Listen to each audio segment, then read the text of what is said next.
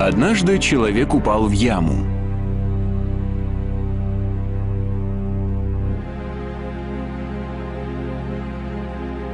Яма была настолько глубока, что сам он не мог оттуда выбраться.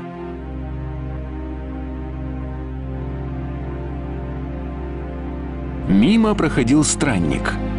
Он предложил человеку расширить границы сознания, очистить свой разум, и когда тот достигнет нирваны, все страдания уйдут. Человек так и поступил, но так и остался сидеть в яме. К краю ямы подошел другой путник и сказал сидящему в ней, что ямы не существует, а все видимое – это только обман, иллюзия.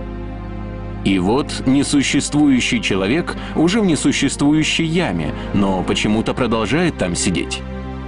Некто третий, проходя мимо ямы, наставлял человека, предлагая совершать добрые дела, чтобы улучшить свою карму. И тогда, хотя человек и умрет, в другой жизни перевоплотится в нечто лучшее. Четвертый человек, подойдя к яме, наставлял сидящего внизу молиться 5 раз в день. И если однажды тот будет найден верным, возможно, заслужит освобождение. Человек молился, как ему было велено, но только истощил себя.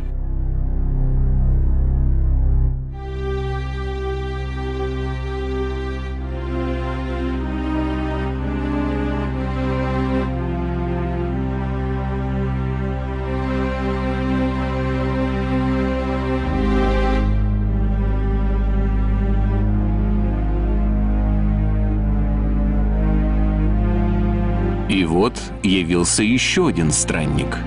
В нем было нечто, что отличало его от других. Он спросил сидящего в яме человека, хочет ли тот быть свободен.